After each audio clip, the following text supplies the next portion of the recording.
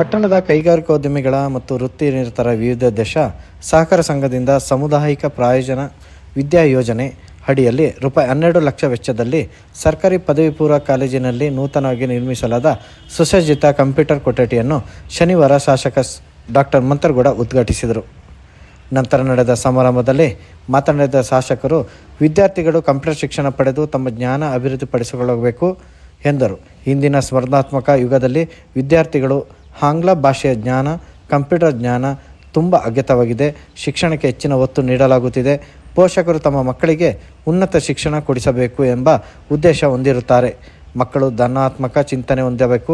ಕಂಪ್ಯೂಟರ್ನಲ್ಲಿ ತಮ್ಮ ಶಿಕ್ಷಣಕ್ಕೆ ಪೂರಕವಾದ ವಿಚಾರ ತಿಳಿಯಲು ಗಮನ ಹರಿಸಬೇಕು ಎಂದರು. ಈ ಸ್ಮಾರ್ಟ್ ಫೋನ್ ಉಪಯೋಗ ಮಾಡಕ್ಕೆ ಬರಲಿಲ್ಲ ಅಂದ್ರೆ ಅದರ ಜೊತೆಗೆ ಕಂಪ್ಯೂಟರ್, ಬೇಸಿಕ್ ಕಂಪ್ಯೂಟರ್ ನಾವು ಕಲೀಲಿಲ್ಲ ಅಂತಂದ್ರೆ ಜೀವನ ನಡೆಸೋದು ತುಂಬಾ ಕಷ್ಟ. ಯಾಕೆ ಹೇಳ್ತೀನಿ, ಎಲ್ಲರೂ ಇವತ್ತಿನ ದಿವಸದಲ್ಲಿ ನೀವು ಪುಸ್ತಕನೂ ಓಪನ್ ಮಾಡೋದ್ ಬೇಡ, ನಿಮ್ಮ ಡೇಟಾನು ಎಲ್ಲರೂ ಇಂಟರ್ನೆಟ್ ಅಲ್ಲಿ ಆನ್ಲೈನ್ ಇರೋದ್ರಿಂದ ನಮಗೆ ಫಿಸಿಕಲ್ ಬುಕ್ ಅವಶ್ಯಕತೆ ಇಲ್ಲ. ಮಾತ್ರ ಫಿಸಿಕಲ್ ಬುಕ್ ಅವಶ್ಯಕತೆ ಇಲ್ಲ ಅಂತಂದ್ರೆ ಸ್ಮಾರ್ಟ್ ಫೋನ್ ಮೇಲೆ ಲೋಡ್ ಆಗಿದ್ರು ಅದು ಉಪಯೋಗ ಮಾಡಕ್ ಬರ್ಬೇಕಲ್ಲ. ವಿಂಡೋಸ್ ಓಪನ್ ಮಾಡ್ಬೇಕಾ, ವಿಂಡೋಸ್ ಓಪನ್ ಮಾಡಿ ಇಂಟರ್ನೆಟ್ ಅಲ್ಲಿ ನಾವು ವೆಬ್ ಪೇಜ್ ಓಪನ್ ಮಾಡ್ಬೇಕು, ವೆಬ್ ಬ್ರೌಸರ್ ಅಂತೀವಿ, ಕರೆಕ್ಟಾ? ಬ್ರೌಸರ್ ಓಪನ್ ಮಾಡಿ ಎಲ್ಲಿ ಯಾವ ಚಾನೆಲ್ ಅಲ್ಲಿ ಯಾವ ವೆಬ್ಸೈಟ್ ಅಲ್ಲಿ ಓಪನ್ ಮಾಡ್ಬೇಕು ಅಂತ ನಾವು ಕಲಿಬೇಕಾ ಬೇಡವಾ? ನಮಗಿಂತ ಮಿತಿಮೀರಿ AI ಅಂತ ಬಂದಿದೆ. AI ಅಂತಂದ್ರೇನು? Artificial intelligence. ನಾಳಿದ್ದು ನಾವು ಇಲ್ಲಿ ವೇದಿಕೆ ಮೇಲೆ ಕೂರಂತ ಅವಶ್ಯಕತೆ ಇಲ್ಲ. ಭಾಷಣಗಳು ಹಾಗೆ ಚಾಟ್ GPT, ಡೀಪ್ ಸರ್ಚ್, ಇದು ಆರ್ಗಳು ಎಲ್ಲಾನು ಬಂದು ನಾವು ನೀವು ಈ ಭಾಷಣ ಬರೆಯೋದೇ ಬೇಡ. 2 minutes ಸ್ಪೀಚ್ ಆನ್ ಸೊಸೈಟೀಸ್ ಅಂತ ಬಂದ್ರೆ ಒಂದು 20 ನಿಮಿಷದ ಭಾಷಣ ಬರೀತಾರೆ. ಆ ವಿಚಾರದಲ್ಲಿ చాలా ಬದಲಾವಣೆ ಇದೆ ಮಕ್ಕಳೇ. ಸಿಟಿಯಲ್ಲಿ ನಾವು ಕಂಪೇರ್ ಮಾಡೋ ಸಂದರ್ಭದಲ್ಲಿ ನಾವು ಅವರಷ್ಟೇ ಫಾಸ್ಟ್ ಹೋಗ್ಬೇಕು ಅಂತಂದ್ರೆ ಈ ತರ ಸವಲತ್ತುಗಳು ನಿರಂತರವಾಗಿ ನಾವು ಸರ್ಕಾರದ ಜವಾಬ್ದಾರಿ ಬರ್ತಿದೆ. ಗಾಡಿ ಕಾಲೇಜಿಗಾಗಿರ್ಲಿ ಒಂದು ಒಳ್ಳೆ ಗಾಡಿ ಕೊಡಿಸಿ, ಒಂದು ಒಳ್ಳೆ ಬೈಕ್ ಕೊಡಿಸಿ, ಯಾರಾದ್ರೂ ಒಂದು ಒಳ್ಳೆ ಪುಸ್ತಕ ಕೊಡಿ, ಒಳ್ಳೆ ಕಂಪ್ಯೂಟರ್ ಕೊಡಿಸಿ ಅಂತ ಕೇಳಿದ್ರೆ ಮನೇಲಿ ಯಾರು ಕೇಳಲ್ಲ. ಕರೆಕ್ಟ್ ಅಲ್ವಾ? ನಾನು ಹೇಳ್ತಾ ಇರೋದು ಒಂದು ಒಳ್ಳೆ ಸ್ಮಾರ್ಟ್ ಫೋನ್ ಕೊಡ್ಬೇಕಾಗೆ ಸ್ಕೂಲಲ್ಲಿ ಅವ್ರಿಗೆ ಆ ಫೋನ್ ಇದೆ, ಕಾಲೇಜಲ್ಲಿ ನನಗೂ ಅದೇ ಫೋನ್ ಬೇಕು ಅಂತ ಆ ರೀತಿ ಹಠ ಮಾಡಿದ್ರೆ ಅಂತ ಅವರು ಮೊಬೈಲ್ ಸ್ಮಾರ್ಟ್ ಫೋನ್ ಇವತ್ತಿನ ಕಾಲದಲ್ಲಿ ಇರಲೇಬೇಕು. ಒಳ್ಳೆ ರೀತಿಯಲ್ಲಿ ಉಪಯೋಗಿಸ್ಕೊಂಡ್ರೂ ಪರವಾಗಿಲ್ಲ. ಅಲ್ಲಿ ಕಂಪ್ಯೂಟರ್ಸ್ ಅಲ್ಲಿ ಸಿಸ್ಟಮ್ಸ್ ಅಲ್ಲಿ ಎಷ್ಟು ಪಾಸಿಟಿವ್ ಇನ್ಫಾರ್ಮೇಶನ್ ಇದೆ ಅಷ್ಟೇ ನೆಗೆಟಿವ್ ಇದೆ. ಸಂಘದ ಅಧ್ಯಕ್ಷ TR ಶ್ರವಣಕುಮಾರ್ ಮಾತನಾಡಿ, ಕಂಪ್ಯೂಟರ್ ಶಿಕ್ಷಣದಿಂದ ವಂಚಿತಗೊಂಡಿದ್ದ ಬಡ ಹಾಗೂ ಮಧ್ಯಮ ವರ್ಗದ ವಿದ್ಯಾರ್ಥಿಗಳಿಗೆ ಅನುಕೂಲ ಕಲ್ಪಿಸುವ ಉದ್ದೇಶದಿಂದ ಈ ನೂತನ ಯೋಜನೆ ಹಮ್ಮಿಕೊಳ್ಳಲಾಗಿದೆ. ವಿದ್ಯಾರ್ಥಿಗಳು ಈ ಸೌಲಭ್ಯವನ್ನು ಸದುಪಯೋಗಪಡಿಸಿಕೊಳ್ಳಬೇಕು, ಉನ್ನತ ಶಿಕ್ಷಣ ಪಡೆಯಬೇಕು ಎಂದರು. ಸಂಘವು ಹಲವಾರು ಸಾಮಾಜಿಕ ಸೇವಾ ಕಾರ್ಯಕ್ರಮಗಳನ್ನು ಈವರೆಗೆ ಹಮ್ಮಿಕೊಂಡು ಬಂದಿದೆ. ಸರ್ಕಾರಿ ಪದವಿ ಪೂರ್ವ ಕಾಲೇಜಿನ ವಿದ್ಯಾರ್ಥಿಗಳ ಅನುಕೂಲಕ್ಕಾಗಿ ಸಂಘದ ಮೂಲಕ ₹12 ಲಕ್ಷ ವೆಚ್ಚದಲ್ಲಿ 21 ಕಂಪ್ಯೂಟರ್ ಸೇರಿದಂತೆ ಇನ್ನಿತರ ಸೌಲಭ್ಯಗಳನ್ನು ಕೊಡುಗೆ ನೀಡಲಾಗಿದೆ. ಬಡ ಮಧ್ಯಮ ವರ್ಗದ ಮಕ್ಕಳಿಗೆ ಇದರಿಂದ ಅನುಕೂಲವಾಗಲಿದ್ದು, ವಿದ್ಯಾರ್ಥಿಗಳು ಉತ್ತಮ ಕಂಪ್ಯೂಟರ್ ಜ್ಞಾನ ಪಡೆದುಕೊಳ್ಳಲು ಸಹಕಾರಿಯಾಗಲಿದೆ. ಈ ಎಲ್ಲ ಕಂಪ್ಯೂಟರ್ಗಳ ತಾಂತ್ರಿಕ ನಿರ್ವಹಣೆಯನ್ನು ನಮ್ಮ ಸಂಘ ವಹಿಸಲಿದೆ ಎಂದು ಶ್ರವಣಕುಮಾರ್ ಹೇಳಿದರು. ವೃತ್ತಿ ನಿರತರುವುದಂದ್ರೆ ಪ್ರೊಫೆಷನ್ ಮಾಡೋದು. ಇವತ್ತು ಕಾರ್ಪೆಂಟ್ರಿ ಇರ್ಬೋದು, ಕೆಲಸ ಮಾಡೋರು ಇರ್ಬೋದು, ಡಾಕ್ಟರ್ಸ್ ಇರ್ಬೋದು, ಇಂಜಿನಿಯರ್ಸ್ ಇರ್ಬೋದು, ಎಲ್ಲರೂ ಪ್ರೊಫೆಷನ್ ವೃತ್ತಿ ಮಾಡೋಂಥವ್ರು. ಇವರೆಲ್ಲ ಅಭಿನಯಕ್ಕಾಗಿ 2004 ಇಸ್ವಿಯಲ್ಲಿ ಎಲ್ಲ ಸಮಾನ ಮನಸ್ಸು ಸೇರಿಕೊಂಡು ಒಂದು ಸಹಕಾರ ಸಂಘವನ್ನು ಪ್ರಾರಂಭ ಮಾಡ್ತೀವಿ. ಆ ಪ್ರಾರಂಭದ ಉದ್ದೇಶ ಏನಂತಂದ್ರೆ, ನಾನೊಬ್ಬ ವ್ಯಾಪಾರಸ್ಥ, ನನ್ನ ಜೊತೆಗೆ ಇರೋದಂದ್ರೂ ವ್ಯಾಪಾರಸ್ಥರು. ನಾವೆಲ್ಲರೂ ವ್ಯಾಪಾರ ಅಂದ್ರೆ ತಮಗೆಲ್ಲ ಗೊತ್ತು, ವ್ಯಾಪಾರಕ್ಕೆ ಮೂಲ ಏನಂತಂದ್ರೆ ಬಂಡವಾಳ ಬೇಕು. ಬಹುಶಃ 2004 ಇಸ್ವಿ ಬಂದಾಗ ಇಷ್ಟು ಒಂದು ಬ್ಯಾಂಕ್ಗಳು ಕುಶಾಲಗಳಿರಲಿಲ್ಲ. ಒಂದು 3-4 ಬ್ಯಾಂಕ್ಗಳಿದ್ವು. ಊರು ತುಂಬ ಪ್ರೈವೇಟ್ ಫೈನಾನ್ಸ್ಗಳಿದ್ವು. ಫೈನಾನ್ಸ್ ಅಂದ್ರೆ ಗೊತ್ತಲ್ಲ, ಬಡ್ಡಿ ವ್ಯವಹಾರ ಮಾಡೋದು. 65-70 ಫೈನಾನ್ಸ್ಗಳಿದ್ವು ಕುಶಾಲಗಳು. ಆ ರಾಷ್ಟ್ರೀಕೃತ ಬ್ಯಾಂಕ್ಗಳಿಗೆ ಸಾಲಕ್ಕೆ ಹೋದ್ರೆ ಯಾರು ಅನುಕೂಲಿಸ್ತೋ ಅವ್ರಿಗೆ ಮಾತ್ರ ಅನುಕೂಲ ಸಿಗ್ತಿತ್ತು. ಮಧ್ಯಮ ವರ್ಗದವರು, ಬಡವರು ಇಂಥವರಿಗೆ ಆರ್ಥಿಕ ಅನುಕೂಲಕ್ಕೆ ಯಾವ ಬ್ಯಾಂಕ್ಗಳು ಆವಾಗ ಮುಂದೆ ಬರ್ತಿರಲಿಲ್ಲ. ಅಂತ ಒಂದು ಕಾಲಘಟ್ಟ. ಆ ಕಾಲಘಟ್ಟದಲ್ಲಿ ನಮ್ಮ ಸಣ್ಣ ಸಣ್ಣ ವ್ಯಾಪಾರಗಳಿಗೆ ಬಂಡವಾಳ ಬೇಕಂದಾಗ ನಾವು ಈ ಫೈನಾನ್ಸ್ಗಳಿಗೆ ಹೋಗ್ತಾ ಇದ್ವಿ. ಅತಿ ಹೆಚ್ಚಿನ ಬಡ್ಡಿ ಕೊಟ್ಟು ಸಾಲವನ್ನು ತಗೊಳ್ತಾ ಇದ್ವಿ. ನೀವೆಲ್ಲರೂ ಬಡ್ಡಿ ಆಚರಣೆ ಮಾಡೋದು ಹಂಗೆ ಅಂತ ನಿಮಗೆ ಪಾಠದಲ್ಲಿ ಮೆಥಮೆಟಿಕ್ಸ್ ಹೇಳ್ಕೊಟ್ಟಿರ್ತಾರೆ, ಯಾವ ರೀತಿ ಬಡ್ಡಿ ಲೆಕ್ಕಾಚಾರ ಕೊಡ್ತಾರೆ. ತಾಲೂಕು ಗ್ಯಾರಂಟಿ ಅನುಷ್ಠಾನ ಸಮಿತಿ ಅಧ್ಯಕ್ಷ ವಿಪಿ ಶಶಿಧರ್ ಮಾತನಾಡಿ, ಕೈಗಾರಿಕೋದ್ಯಮಿಗಳ ಹಾಗೂ ವೃತ್ತಿನಿರತರ ಸಹಕಾರ ಸಂಘದ ವತಿಯಿಂದ CASR ಫಂಡ್ನಲ್ಲಿ ಅನೇಕ ಜನಪರ ಕಾರ್ಯಕ್ರಮಗಳ ಹಮ್ಮಿಕೊಳ್ಳುವ ಮೂಲಕ ಸಂಘದ ಅಧ್ಯಕ್ಷ ಶರವಣಕುಮಾರ್ ಜಿಲ್ಲೆಯಲ್ಲಿ ತಮ್ಮ ಛಾಪು ಮೂಡಿಸಿದ್ದಾರೆ ಎಂದರು. ಸರ್ಕಾರಿ ಕಾಲೇಜಿಗೆ ಉತ್ತಮ ಗುಣಮಟ್ಟ ಕಂಪ್ಯೂಟರ್ ಲ್ಯಾಬ್ ನಿರ್ಮಿಸಿಕೊಟ್ಟಿರುವುದು ಹೆಮ್ಮೆಯ ಸಂಗತಿಯಾಗಿದೆ. ಖಾಸಗಿ ಕಾಲೇಜುಗಳಿಗೆ ಸರಿಸಾಟಿಯಾಗಿ ಸ್ಪರ್ಧಾತ್ಮಕವಾಗಿ ಸರ್ಕಾರಿ ಪದವಿ ಪೂರ್ವ ಕಾಲೇಜು ಬೆಳೆದು ನಿಂತಿವೆ ಎಂದರು. ದೊಡ್ಡ ಸಂಖ್ಯೆಯ ವಿದ್ಯಾರ್ಥಿಗಳನ್ನು ಹೊಂದಿರುವ ಕಾಲೇಜುಗಳು ಅಭಿವೃದ್ಧಿ ಹೊಂದುತ್ತಿವೆ ಎಂದರು. ಒಂದರಷ್ಟು ನ್ಯೂನತೆ ಇಟ್ಕೊಳ್ತಾರೆ, ಪರಿಪೂರ್ಣತೆ ತರಬೇಕು, ಅಂದವಾಗಿ ಕಾಣಬೇಕು, ತನ್ನ ಸಂಸ್ಥೆಯೇ ನಡೆಸುವ ತಾನೇ ಸ್ವತಃ ಒಂದು ಸಂಸ್ಥೆಯನ್ನು ನಡೆಸಿ ಅದರಿಂದ ಲಾಭ ಪಡೆದುಕೊಳ್ಳಿ ಪ್ರಯತ್ನ ಮಾಡಬೇಕು, ಆಕರ್ಷಣೀಯಗೊಳಿಸಬೇಕು. ಆ ರೀತಿ ಮುತುವರ್ಜಿ ವಹಿಸಿ, ಆಸಕ್ತಿ ವಹಿಸಿ, ಬದ್ಧತೆಯಿಂದ ಕಳಕಳಿಯಿಂದ ಅಂತ ಮಾಡಿರುವಂಥ, ಬಹಳ ಪ್ರೀತಿ ಇಟ್ಟು ಮಾಡಿರುವಂಥ ಒಂದು ಲ್ಯಾಬನ್ನು ಇವತ್ತು ನಮಗೆ ಕೊಟ್ಟಿದ್ದಾರೆ. ಎಲ್ಲವನ್ನೂ ತಯಾರು ಮಾಡಬೇಕು. ಇದು ಸಮಾಜಮುಖಿ ಚಿಂತನೆ. ಸಮಾಜಕ್ಕೆ ಏನಾದರೂ ಕೊಡ್ಬೋದು, ಏನಾದ್ರು ಕೊಟ್ಬಿಟ್ಟು ಮುಗಿಸ್ಬೋದು. ನಮ್ಮ ಹೈಸ್ಕೂಲ್ ವಿಭಾಗಕ್ಕೆ CSR 25 ಲಕ್ಷ ರೂಪಾಯಿಗಳನ್ನ ತಂದಿದ್ದೀವಿ. ಅಲ್ಲಿ ಸತೀಶ್ ರವರ ಮೂಲಕ 11 ಸಭಾಂಗಣ ನಿರ್ಮಾಣ ಆಗ್ತಾರೆ. ಸೊ ಇಲ್ಲಿಗೆ CSR ಕೊಂಡಲ್ಲಿ ನಮಗೆ ಬಹಳ ಅತ್ಯುತ್ತಮವಾದಂಥ, ನಮಗೆ ಬಹಳ ಅಗತ್ಯವಾದ, ಅನಿವಾರ್ಯವಾದ ಸೌಲಭ್ಯವನ್ನು ಕೊಟ್ಟಿದ್ದೇವೆ. ಕೊಡಗು ಜಿಲ್ಲಾ ಶಾಲಾ ಶಿಕ್ಷಣ ಇಲಾಖೆ ಪ್ರಭಾರ ಉಪನಿರ್ದೇಶಕ PR ವಿಜಯ್ ಮಾತನಾಡಿ, ಕೈಗಾರಿಕೋದ್ಯಮಿಗಳ ಮತ್ತು ವೃತ್ತಿನಿರತರ ವಿವಿಧೋದ್ದೇಶ ಸಹಕಾರ ಸಂಘದ ಒಗ್ಗಟ್ಟು ಶಿಕ್ಷಕ ವರ್ಗ ಅನುಭವ ಪಾಠವಾಗಬೇಕು. ಎಲ್ಲ ಕೆಲಸಗಳನ್ನು ಸರ್ಕಾರ ಮಾಡುವುದಿಲ್ಲ. ಸರ್ಕಾರಿ ಶಾಲಾ ಕಾಲೇಜುಗಳ ಅಭಿವೃದ್ಧಿಗೆ ಸಂಘ ಸಂಸ್ಥೆಗಳ ಕೊಡುಗೆ ತುಂಬ ಅಗತ್ಯವಾಗಿದೆ ಎಂದರು. ಸರ್ಕಾರಿ ಶಾಲೆಗಳಲ್ಲಿ ವ್ಯಾಸಂಗ ಮಾಡಿದ ವಿದ್ಯಾರ್ಥಿಗಳು ಸಮಾಜದಲ್ಲಿ ಉನ್ನತ ಸ್ಥಾನಮಾನದಲ್ಲಿದ್ದಾರೆ.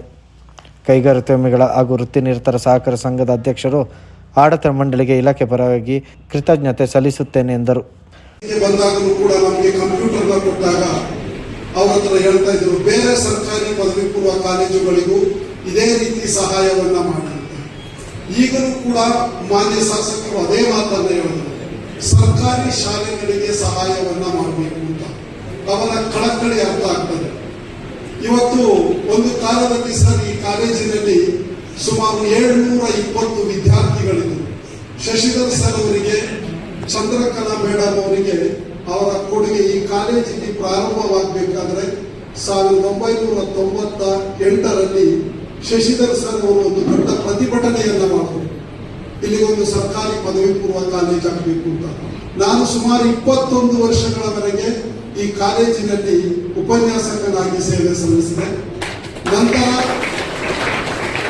ಮಡಿಕೇರಿಯ ಸರ್ಕಾರಿ ಪದವಿ ಪೂರ್ವ ಕಾಲೇಜಿಗೆ ಪ್ರಾಚಾರ್ಯನಾಗಿ ಹೋದೆ.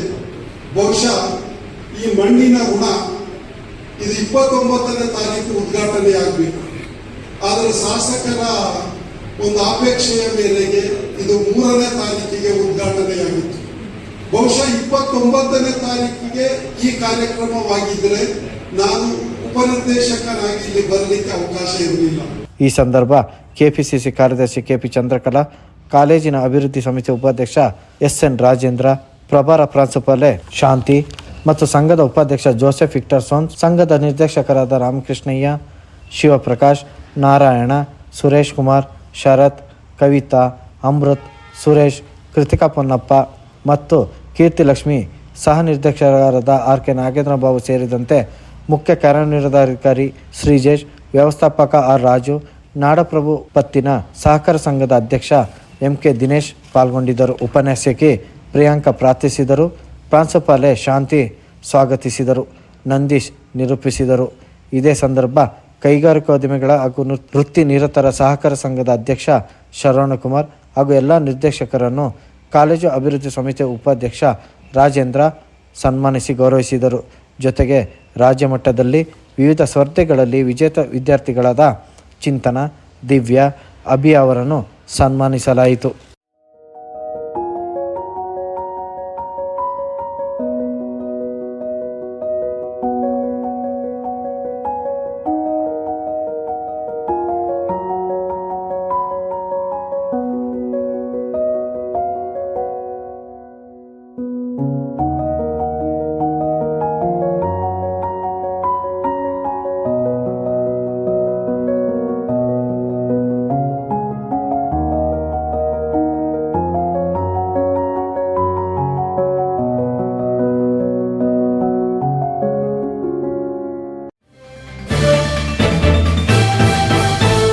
ಕೊರಗಜ್ಜ ಸಿನಿಮಾ ತಂಡದ ವಿರುದ್ಧ ಕೊಡಗಿನ ದೈವಾರಾಧಕರು ಮತ್ತು ನರ್ತಕರು ರೊಚ್ಚಿಗೆದ್ದಿದ್ದೇಕೆ? ಕೊರಗಜ್ಜ ಸಿನಿಮಾ ತಂಡ ಆಯೋಜಿಸಿರುವ ರೀಲ್ಸ್ ಸ್ಪರ್ಧೆ ಸದ್ಯ ತೀವ್ರ ವಿವಾದಕ್ಕೆ ಕಾರಣವಾಗಿದೆ. ದೈವದ ಹೆಸರಲ್ಲಿ ವೇಷ ಹಾಕಿ ಕುಣಿಯುವುದರಿಂದ ದೈವ ನಿಂದನೆ ಆಗುತ್ತದೆ, ಭಕ್ತರ ನಂಬಿಕೆ ಘಾಸಿಯಾಗುತ್ತದೆ ಎಂದು ಕೊಡಗಿನ ದೈವ ನರ್ತಕರು ಮತ್ತು ಆರಾಧಕರು ಆಕ್ರೋಶ ವ್ಯಕ್ತಪಡಿಸಿದ್ದಾರೆ. ಚಿತ್ರತಂಡದ ವಿರುದ್ಧ ಸೂಕ್ತ ಕ್ರಮಕ್ಕೆ ಒತ್ತಾಯಿಸಿದ್ದಾರೆ. ಕೊರಗಜ್ಜ ತುಳುನಾಡು ಸೇರಿದಂತೆ ಕೊಡಗು ಜಿಲ್ಲೆಯ ಆರಾಧ್ಯ ದೈವ. ಆದರೆ ಇದೇ ದೈವದ ಹೆಸರಲ್ಲಿ ರೀಲ್ಸ್ ಸ್ಪರ್ಧೆಗೆ ಕೊರಗಜ್ಜ ಸಿನಿಮಾ ತಂಡ ಕರೆ ನೀಡಿದೆ. ಗೆದ್ದವರಿಗೆ ವಿದೇಶ ಪ್ರವಾಸದ ಜೊತೆ 1 ಕೋಟಿ ರೂಪಾಯಿ ಬಹುಮಾನದ ಆಮಿಷವನ್ನು ಒಡ್ಡಿದೆ. ಕೊರಗಜ್ಜ ಸಿನಿಮಾ ತಂಡದ ಆಯೋಜಿಸಿರುವ ರೀಲ್ಸ್ ಸ್ಪರ್ಧೆಗೆ ಇದೀಗ ಕೊಡಗಿನಲ್ಲಿ ದೈವ ನರ್ತಕರ ಮತ್ತು ಆರಾಧಕರಿಂದ ತೀವ್ರ ಖಂಡನೆ ವ್ಯಕ್ತವಾಗಿದೆ. ಇತ್ತೀಚೆಗೆ ಮಲೆನಾಡು ಭಾಗದ ಸ್ಥಳೀಯ ದೈವಗಳನ್ನು ಇಟ್ಟುಕೊಂಡು ಸಿನಿಮಾ ಮಾಡಿ ಯಶಸ್ಸು ಗಳಿಸುವುದು ಹೆಚ್ಚಾಗಿದೆ. ರಂಗಿತರಂಗ, ಕಾಂತಾರ ಮತ್ತು ಕಾಂತಾರ ಚಾಪ್ಟರ್ 1 ಈ ನಿಟ್ಟಿನಲ್ಲಿ ಭರ್ಜರಿ ಯಶಸ್ಸು ಗಳಿಸಿದ ಸಿನಿಮಾಗಳು. ಇದರ ಬೆನ್ನಲ್ಲೇ ಇದೀಗ ಕೊರಗಜ್ಜ ಸಿನಿಮಾ ಬಿಡುಗಡೆಗೆ ಸಿದ್ಧವಾಗಿದೆ. ತುಳುನಾಡಿನ ಆರಾಧ್ಯ ದೈವವಾಗಿರುವ ಕೊರಗಜ್ಜನನ್ನು ಇಟ್ಟುಕೊಂಡು ಈ ಸಿನಿಮಾದಲ್ಲಿ ಕತೆ ಎಣೆಯಲಾಗಿದೆ ಎನ್ನಲಾಗಿದೆ. ಸದ್ಯ ಈ ಚಿತ್ರತಂಡ ಸಿನಿಮಾದ ಪ್ರಚಾರಕ್ಕಾಗಿ ಇದೀಗ ಕೊರಗಜ್ಜನ ರೀಲ್ಸ್ ಮಾಡುವ ಸ್ಪರ್ಧೆ ಆಯೋಜಿಸಿದೆ. ಇದಕ್ಕೆ ಭರ್ಜರಿ ಬಹುಮಾನವನ್ನು ಇಟ್ಟಿದೆ. ವಿಚಾರ ಸಾವಿರಾರು ವರ್ಷಗಳ ಇತಿಹಾಸವನ್ನು ಹೊಂದಿರತಕ್ಕಂಥ ದೈವಾರಾಧನೆ ಒಂದು ಕರಾವಳಿ ಭಾಗದ ಒಂದು ದೊಡ್ಡ ಒಂದು ದೈವಿಕ ಶಕ್ತಿ. ಅದರಲ್ಲೂ ಕೊರಗಜ್ಜ ದೈವ ತುಳುನಾಡಿನ ಆರಾಧ್ಯ ದೈವ ಮತ್ತು ಒಂದು ಕಾರ್ಮಿಕ ಶಕ್ತಿ ಮತ್ತು ಕಾರ್ಮಿಕ ಪುರುಷ ಆಗಿರ್ತಕ್ಕಂಥ ದೈವ.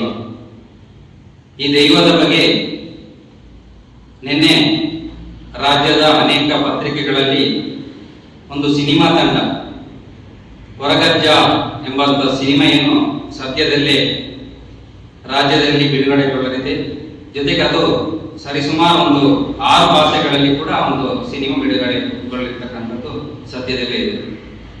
ಆ ಸಿನಿಮಾ ಪ್ರಚಾರಕ್ಕಾಗಿ ಆ ಸಿನಿಮಾದ ಒಂದು ಪ್ಯಾನ್ ಇಂಡಿಯಾ ರೀತಿಯಲ್ಲಿ ಆ ಸಿನಿಮಾವನ್ನು ಬಳಕೆ ಮಾಡಬೇಕಂತ ಒಂದು ನಿಟ್ಟಿನಲ್ಲಿ ಏನು ಆ ಒಂದು ಚಿತ್ರತಂಡ ನಿರ್ಮಾಪಕರು ಮತ್ತು ನಿರ್ದೇಶಕರು ಯಾರಿದ್ದಾರೆ, ಸುಧೀರ್ ಅತ್ತಾರ್ ಅವರಂತವರು, ಅವರು ನಿನ್ನೆ ಒಂದು ಮಾಧ್ಯಮದಲ್ಲಿ ಹೇಳಿಕೆಯನ್ನು ಕೊಟ್ಟಿದ್ದರು. ರಾಜ್ಯದ ಅನೇಕ ಪತ್ರಿಕೆಗಳಿಗೆ ಸಿನಿ ಗುರುಗಾವಣಿ ಎಂಬ ಒಂದು ಭಾಗದಲ್ಲಿ ಅದು ಪ್ರಕಟಗೊಂಡಿತ್ತು.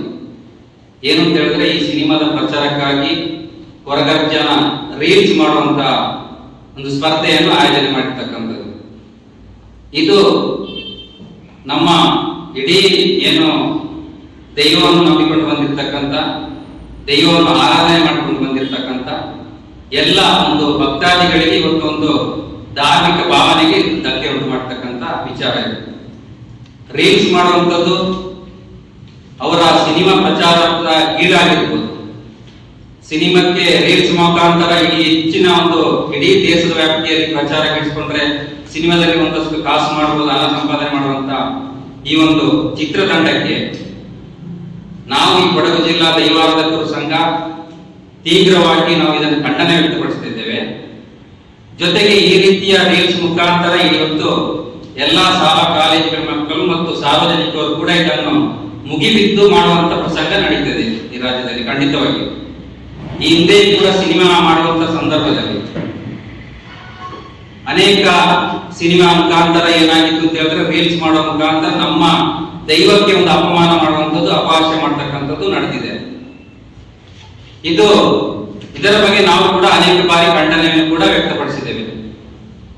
ಆದರೆ ಇದು ದೈವಾರಾಧನೆ ಎಂಬುದೊಂದು ಪ್ರದರ್ಶನದ ಕಲೆ ಅಲ್ಲ, ಅದೊಂದು ನಿದರ್ಶನದ ಕಲೆ, ಪ್ರಚಾರದ ಕಲೆ ಕೂಡ ಅಲ್ಲ. ನಮ್ಮ ದೈವಾರಾಧನೆ ಪದ್ಧತಿ, ಪರಂಪರೆ, ಮೂಲ ಇತಿಹಾಸ ಯಾವುದು ಕೂಡ ತಿಳಿಯದವರು ಇವತ್ತು ರೀಲ್ಸ್ ಮಾಡುವ ಮುಖಾಂತರ ಈ ಒಂದು ಚಿತ್ರತಂಡಕ್ಕೆ ಪ್ರೋತ್ಸಾಹ ಮಾಡಿದ ಪಕ್ಷದಲ್ಲಿ ಇಡೀ ನಮ್ಮ ವ್ಯವಸ್ಥೆ ಇತ್ತು, ಈ ದೇವಾರಾಧನೆ ವ್ಯವಸ್ಥೆ ಬುಡಮೇಲಾಗುವಂತ ಸಾಧ್ಯತೆ ಇದೆ. ಇದಕ್ಕೋಸ್ಕರ ನಾವು ಖಂಡನೆ ವ್ಯಕ್ತಪಡಿಸುತ್ತಾ ಜಿಲ್ಲಾಧಿಕಾರಿಗಳಿಗೆ ಕೂಡ ಇವತ್ತು ಮನವಿಯನ್ನು ಕೂಡ ಕೊಡ್ತಿದ್ದೀವಿ. ನಾವು ಕುಶಾಲನಗರ ತಾಲೂಕು ವ್ಯಾಪ್ತಿಯ ಕೂಡಿಗೆ ವಲಯ ಮಟ್ಟದಲ್ಲಿ ಪಕ್ಷವನ್ನು ಪರಿಣಾಮಕಾರಿಯಾಗಿ ಪುನಶ್ಚೇತನಗೊಳಿಸಲು ಹಾಗೂ ಸಕ್ರಿಯವಾಗಿ ಬದ್ಧತೆಯಿಂದ ಸಂಘಟನಾತ್ಮಕವಾಗಿ ಬಲಿಷ್ಠಗೊಳಿಸಲು ಪಕ್ಷದ ಕಾರ್ಯಕರ್ತರ ಸಭೆಯನ್ನು ಬ್ಲಾಕ್ ಕಾಂಗ್ರೆಸ್ ಅಧ್ಯಕ್ಷರಾದ ವಿ.ಪಿ. ಶಶಿಧರ್ ನೇತೃತ್ವದಲ್ಲಿ ನಡೆಸಲಾಯಿತು. ಈ ಸಭೆಯಲ್ಲಿ ನೂತನವಾಗಿ ವಲಯ ಅಧ್ಯಕ್ಷರು, ವಲಯ ಯುವ ಘಟಕ ಅಧ್ಯಕ್ಷರು ಹಾಗೂ ಈ ವಲಯಕ್ಕೆ ಒಳಪಡುವ ಎಲ್ಲ ಬೂತ್ಗಳಿಗೆ ಹೊಸದಾಗಿ ಅಧ್ಯಕ್ಷರುಗಳು ಹಾಗೂ ಕಾರ್ಯದರ್ಶಿಗಳ ಪಟ್ಟಿಯನ್ನು ನೀಡಿ ನೇಮಕ ಮಾಡುವಂತೆ ಸೂಚಿಸಲಾಯಿತು. ಬ್ರಿಟಿಷರ ನೇರ ಅಧೀನಕ್ಕೊಳಪಟ್ಟಂತ ಪ್ರಾಂತೀಯ ಚುನಾವಣೆ ನಡೆಯುತ್ತೆ. ಭಾರತದಾದ್ಯಂತ ಚುನಾವಣೆ ನಡೆದರಲ್ಲಿ ಕಾಂಗ್ರೆಸ್ ಅಧಿಕಾರಕ್ಕೆ ಬರುತ್ತೆ. 2 ಕಡೆ 3 ಕಡೆ, ಒಂದು ಪಂಜಾಬ್ನಲ್ಲಿ, ಇನ್ನೊಂದು ಇವತ್ತು ಪಾಕಿಸ್ತಾನದಲ್ಲಿರುವ ಸಿಂಧ್ನಲ್ಲಿ, ಇವತ್ತು ಬಂಗಾಳದಲ್ಲಿ. ಹಿಂದೂ ಮಹಾಸಭಾ ಮತ್ತು ಮುಸ್ಲಿಂ ಲೀಗ್ 2ನೇ ಸ್ಥಾನ 3ನೇ ಸ್ಥಾನ ಪಡೆಯುತ್ತೆ. ಕಾಂಗ್ರೆಸ್ ಮೊದಲ ಸ್ಥಾನ ಪಡೆದು ಬಹುಮತ ಇರೋದಿಲ್ಲ. ನೀವು ಗಮನಿಸಿ ಚರಿತ್ರೆಯಲ್ಲಿ ಏನಾಯಿತು ಅಂತ ಹೇಳಿದ್ರೆ, ಇದೇ ಪ್ರತ್ಯೇಕ ರಾಷ್ಟ್ರ ಬೇಕು ಅಂತ ಹೇಳಿದ್ದ ಹಿಂದೂ ಮಹಾಸಭಾನು ಮುಸ್ಲಿಂ ಲೀಗು ಸೇರಿ ಸರ್ಕಾರ ರಚಿಸ್ತಾರೆ. ಇವತ್ತು ಮಾತಾಡ್ತಾರಲ್ಲ ಬಿಜೆಪಿಯವರು, ಇವತ್ತು ಬಿಜೆಪಿಯವರು ಮಾತನಾಡ್ತಿದ್ರಲ್ರಿ, ಯಾರು ಪಾಕಿಸ್ತಾನ ಕೇಳಿದ್ರು ಜಿನ್ನಾ ಮುಸ್ಲಿಂ ಲೀಗ್ನ ಪಕ್ಷಕ್ಕೆ. 1945ರಲ್ಲಿ ಬಂಗಾಳದಲ್ಲಿ, ಸಿಂಧಲ್ಲಿ, ಪಂಜಾಬಲ್ಲಿ ಮುಸ್ಲಿಂ ಲೀಗ್ ಮತ್ತು ಹಿಂದೂ ಮಹಾಸಭಾ ಸಮ್ಮಿಶ್ರ ಸರ್ಕಾರ ರಚನೆ ಮಾಡ್ತಾರೆ. ಯಾವ ನೈತಿಕತೆ ಇದೆ ಇವರು ಮಾತಾಡಲಿಕ್ಕೆ, ಇವತ್ತು ಚರಿತ್ರೆ ಬಗ್ಗೆ ಮಾತಾಡಲಿಕ್ಕೆ? ಚರಿತ್ರೆ ಗೊತ್ತಿರೋ ಜೊತೆ ಮಾತಾಡಲಿಕ್ಕೆ ಸಾಧ್ಯ ಇದೆ ಇವತ್ತು? ಇದೇ ಸಂದರ್ಭ ಮಾತನಾಡಿದ ಮಡಿಕೇರಿ ಕ್ಷೇತ್ರದ ಶಾಸಕ ಮಂತರ್ಗೌಡ ಕಾರ್ಯಕರ್ತರಿಗೆ ಹೊಸ ವರ್ಷದ ಶುಭಾಶಯ ಕೋರಿದರು.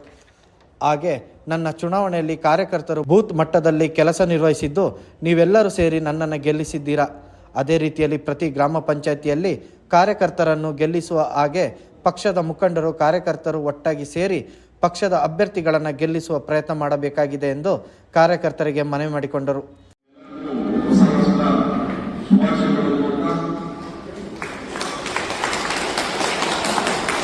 ನಾವೇನು ನಿಮ್ಮ ಸಹಾಯದಿಂದ ನಾನು ಇಲ್ಲಿ ನಿಂತ್ಕೊಂಡು ಮಾತಾಡಲಿಕ್ಕೆ ಅವಕಾಶ ಮಾಡೋದಕ್ಕೆ ನೀವೇ ಕಾರಣ. ನೀವು ಇಲ್ಲಿದ್ದ ಸಂದರ್ಭದಲ್ಲಿ ನಾನು ಇಲ್ಲಿ ಸ್ವಲ್ಪ ಏನಾದರೂ ಅಭಿವೃದ್ಧಿ ಕಾಮಗಾರಿ ಮಾಡಬೇಕಂದ್ರೆ ನನ್ನ ಶ್ರಮ, ಅದು ನಿಮ್ಮ ಶ್ರಮಕ್ಕೋಸ್ಕರ ನಮಗೆ ಅವಕಾಶ ಮಾಡೋದಕ್ಕೆ ನಿಮಗೆ ಯಾವಾಗಲೂ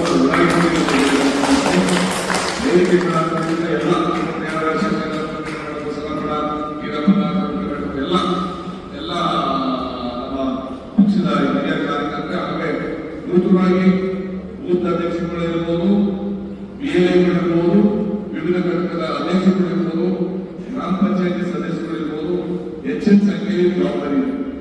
ಒಂಥರ ಎಲೆಕ್ಷನ್ ಈಗ ಬರುವಂತ ಚುನಾವಣೆ ನಿಮ್ಮ ಚುನಾವಣೆ, ಗ್ರಾಮ ಪಂಚಾಯತಿ, ತಾಲೂಕು ಪಂಚಾಯತಿ, ಜಿಲ್ಲಾ ಪಂಚಾಯತಿ.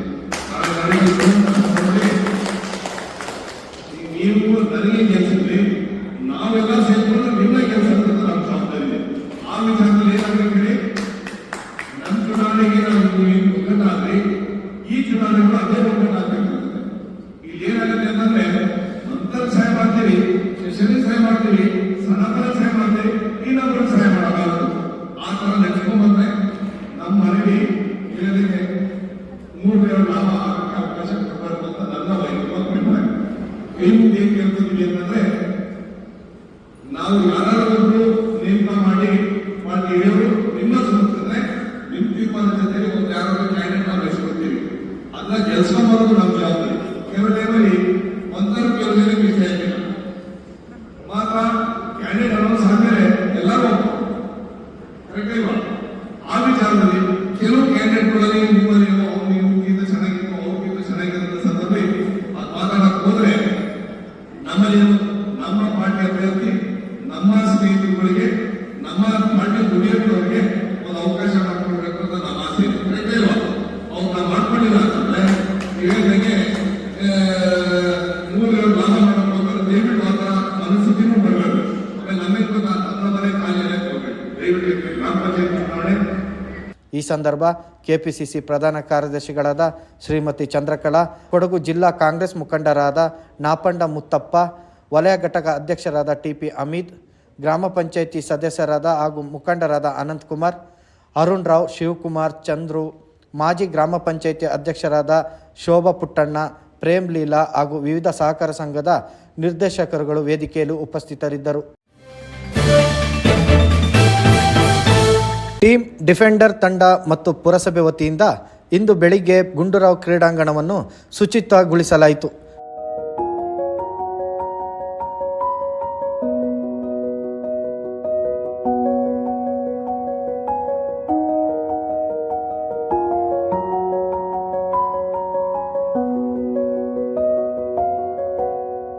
ಈ ಸಂದರ್ಭ ಗುಂಡ್ರಾವ್ ಕ್ರೀಡಾಂಗಣ ಸಮಿತಿಯ ಅಧ್ಯಕ್ಷರಾದ ಲಕ್ಷ್ಮೀನಾರಾಯಣ ನಾಣಿ ಹಾಗೂ ಟೀಮ್ ಡಿಫೆಂಡೆನ್ಸ್ ತಂಡದ ನಾಯಕ ಸಚಿನ್ ಯತೀಶ್ ಸುಧೇಂದ್ರ ಮತ್ತು ಚಂದ್ರು ವೇಣು ಶಿವು ಅರುಣ್ ಗಣೇಶ್ ಪ್ರಮೋದ ಶಮಿ ದರ್ಶನ್ ಮತ್ತು ಇತರ ಆಟಗಾರರು ಗುಂಡ್ರಾವ್ ಕ್ರೀಡಾಂಗಣವನ್ನು ಶುಚಿತ್ವಗೊಳಿಸುವಲ್ಲಿ ಶ್ರಮವಹಿಸಿದರು.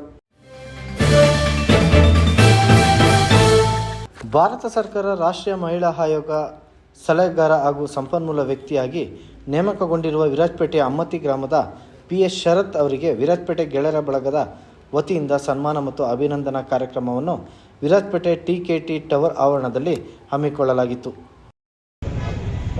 ಎಲ್ಲರಿಗೂ ನಮಸ್ಕಾರ. ಇವಾಗಲೇ ನಮ್ಮ ಸ್ನೇಹಿತರಾದ ಶರತ್ ಅವರು ಇಲ್ಲಿ ಬಂದಿದ್ದಾರೆ. ಭಾರತ ಸರ್ಕಾರದ ರಾಷ್ಟ್ರೀಯ ಮಹಿಳಾ ಆಯೋಗ ಹಾಗೂ ಸಲಹೆಗಾರರಾದ ಸಂಪನ್ಮೂಲ ವ್ಯಕ್ತಿ ಆಗಿ ನೇಮಕಗೊಂಡಿರುವ ಸದಸ್ಯರಿಗೆ ನಾವು ಅಭಿನಂದನೆ ಸಲ್ಲಿಸ್ತಾ ಇದ್ದೀನಿ. ಇವಾಗ ನಮಗೆ ಒಂದು ಒಡಗಿನಲ್ಲಿ ಒಂದು ದೊಡ್ಡ ಒಂದು ಗೌರವ. ಸನ್ಮಾನ ಸ್ವೀಕರಿಸಿ ಮಾತನಾಡಿದ ಶರತ್ ಅವರು ರಾಷ್ಟ್ರೀಯ ಮಹಿಳಾ ಆಯೋಗದ ಸಲಹೆಗಾರ ಹಾಗೂ ಸಂಪನ್ಮೂಲ ವ್ಯಕ್ತಿಯಾಗಿ ಆಯ್ಕೆಗೊಂಡು ಶೋಷಿತ ಮಹಿಳೆಯರ ಪರವಾಗಿ ಕೆಲಸ ಮಾಡಲು ಆಯ್ಕೆಗೊಂಡಿರುವುದಕ್ಕೆ ಸಂತೋಷ ವ್ಯಕ್ತವಾಗುತ್ತದೆ ಎಂದು ಹೇಳಿದರು. ರಾಷ್ಟ್ರೀಯ ಮಹಿಳಾ ಆಯೋಗದಲ್ಲಿ ಅಡ್ವೈಸರ್ ರಿಸೋರ್ಸ್ ಪರ್ಸನ್ ಆಗಿ ಆಯ್ಕೆಗೊಂಡು ಮಹಿಳೆಯರಿಗೆ ಆಗುವಂಥ ಎಲ್ಲ ಸಮಸ್ಯೆಗಳಿಗೂ ನಾವು ಮುಂದೆ ನಿಂತು ಕೆಲಸ ಮಾಡುವಂಥ ಒಂದು ಅವಕಾಶ ನನಗೆ ಸಿಕ್ಕಿರೋದರಿಂದ ಈ ಸಂದರ್ಭದಲ್ಲಿ ನನಗೆ ಧನ್ಯವಾದಗಳನ್ನು ತಿಳಿಸ್ತೇನೆ. ಈ ಸಂದರ್ಭದಲ್ಲಿ ವಿರಾಜಪೇಟೆ ಗೆಳೆಯರ ಬಳಗದ ಪದಾಧಿಕಾರಿಗಳಾದ CA ರಾಜಿಕ್, ನವಾಫ್, ರೌಫ್, ಅರ್ಷಿದ್, ಇರ್ಷಾದ್, ಫೈಜಲ್, ರಾಕೇಶ್, ಸಾಗರ್ ಇನ್ನಿತರರು ಹಾಜರಿದ್ದರು. ಮಡಿಕೇರಿಯ ಫೀಲ್ಡ್ ಮಾರ್ಷಲ್ KM ಕಾರ್ಯಪ್ಪ ಕಾಲೇಜಿನ ಭೂಗೋಳಶಾಸ್ತ್ರ ವಿಭಾಗದ ಉಪನ್ಯಾಸಕಿ ಭೈರವಿ ಅವರು ಮೈಸೂರು ವಿಶ್ವವಿದ್ಯಾನಿಲಯದಿಂದ ಡಾಕ್ಟರೇಟ್ ಪದವಿ ಪಡೆದಿದ್ದಾರೆ.